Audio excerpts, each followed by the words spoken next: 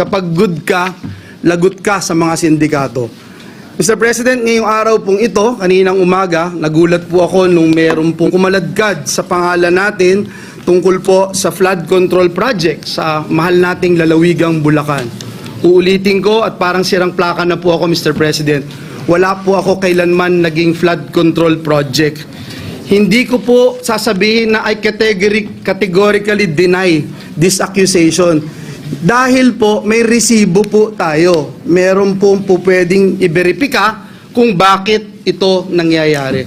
Mr. President, noon pa man tayo ay lumalaban na against this flood control issues, Mr. President. 2023, I'm just not sure, Mr. President, kung ready na po yung staff natin para i-show yung video na since 2023 ay dito po sa mismong bulwagan na ito at sa mga committee hearings, binabanggit na po natin ito.